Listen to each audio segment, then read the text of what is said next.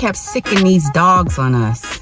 So we had to go through a lot to properly secure the property, especially from trespassers on 2 legs and also the trespassers on 4 legs.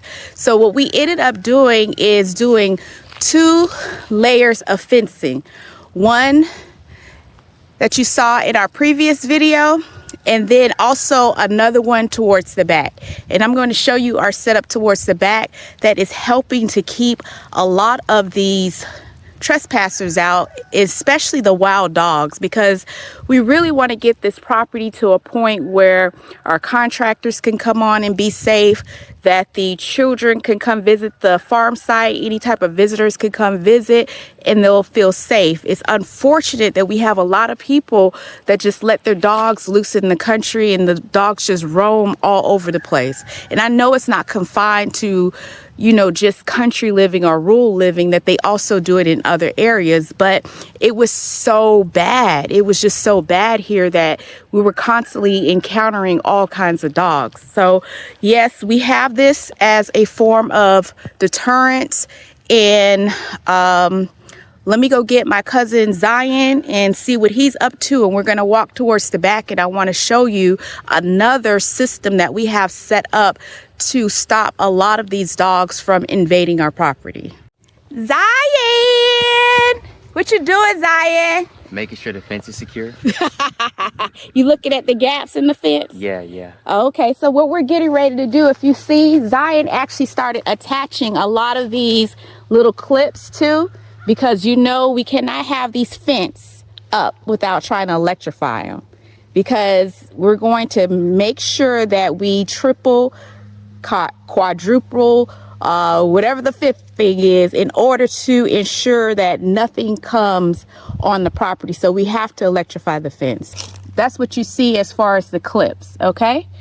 Now Zion is gonna walk in the back with me, and we're gonna show you our other setup real quick. So yeah, we're walking towards the bay, and I want you to see Zion's magnificent skill set, because I, of course, have to either unlock the gate and go through it, but Zion has a skill set that these young people can do when they nice and slim. They can just straight up go through the gate, where I have to either open it or either jump over it.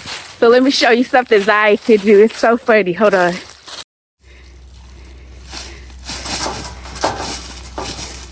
Man, to be skinny again. I love it. So yeah, I don't have that level of skill set. I used to be skinny like that, but the pressures of this world has caused me to gain a lot of weight. So yeah, I'm gonna try it when I get a little bit skinnier, because I actually have to start losing some weight to prepare for my son's graduation. He has his, he's an MD, and he has his walking ceremony coming up. And so I want to make sure I can fit into this dress I purchased like 2 years ago for his ceremony. So yeah, I got a little bit of weight to lose, and when I do lose that weight, I'll be like Zion.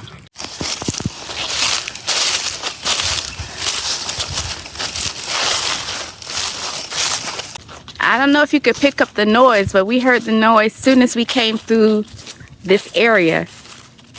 Some people probably have to really listen. Let me just see. You heard that? So let's see. Where is it? Right there. Okay, we're almost there. I know you hear that, right? Hold on. So some areas wasn't leveled, and we had to put down some of these rocks to discourage any of the wild dogs, people that are not being responsible dog owners. We actually had to add these rocks to help keep the dogs out.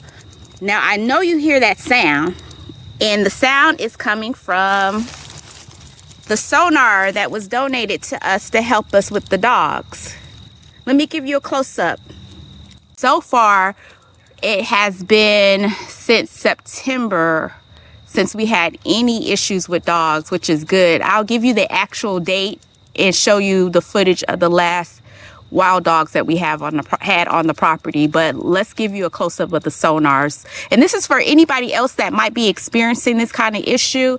I think it's beneficial, but let me show you how it operates. The sonars are what we call dog repellents, are so good because they're solar. So let me show you. Here is the sonar where all the knobs are turned on the off position.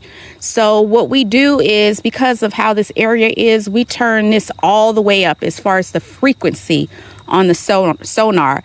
And then we can go all the way up to level 5. But because we're only dealing with wild dogs, we take it up to level 1. And with this sound, if you hear it, it actually discourages the dogs, because it's like ear piercing sound to let them know that, hey, we don't want you over here. This is an annoying sound, and this is an indication that you shouldn't come in this direction. So let me show you the whole thing. Here is what we have when we have to recharge it. We charge it to the wall, and here is the area where there's a spike, and you just drive it into the ground. This is what it looks like in the front. So pretty much it'll stay silent for the most part unless something passes in front of it, and it stays charged through solar. So the sun actually keeps it charged most of the time. Sometimes when we have like periods of like decline, then we have to go back and like charge it into the wall. But for the most part, it stays charged for a very long time. But this is what's been helping us a lot. So like I said, it's been several irresponsible dog owners, and I've reached out to some locals, and they said that they're not having this problem in their area. So I don't know if they're just letting the dogs loose to antagonize us over here, or I don't know what it is, because it was just so much happening all the time. And then you saw videos of this one particular woman that just kept guiding her dogs over here. And I tried to get animal control involved. They helped out with one situation, but I feel like the other situation they didn't really help out with, and I don't understand why. But they went and spoke with the woman, and she said she only has one dog, but we have plenty of footage of her guiding the dogs over here, and she had multiple dogs. So I don't know what that is, but we had to take things into our own hands by erecting like 2 fences. Like, here's the one that's in the back. Here's the one that's in the back. And I showed you the one that's in the front. So along with the fencing and the sonars, are what you call the solar dog repellents, and then adding rocks underneath the fence, we've been able, and also dirt in other places, we've been able to keep the dogs away. And it's just been a lot more peaceful because of it. It's awful that people don't take care of their pets. They claim to love their dogs, but if they love their dogs, they wouldn't put them in a situation where they might get hurt, because there's a lot of people that are not nice like how I am that would actually hurt those dogs. You know what I'm saying? To defend their household, to defend their family, that they would actually really, really, really hurt those dogs. So I don't believe these are nice people that, you know, because of what they've been allowing to happen with their pets.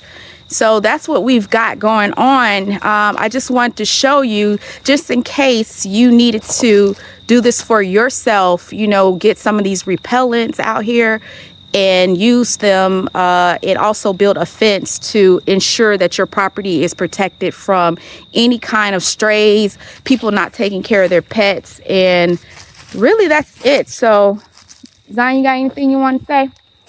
Nope. No, Zion is the one that helped me put the sonars in key locations, because back here there's a lot of shade, and what we were experiencing is the sonars not staying charged, because the deers have been activating the sonars, and you know, just the weather, if there's a lot of shade, the sonars just won't stay active. So you got to make sure in your placement that you put the solar dog repellents in a good spot. So if you have any questions about the dog repellents, the ones that are solar, and what we've been using. It was donated to us, like I said, from a subscriber online, and it has really been helpful.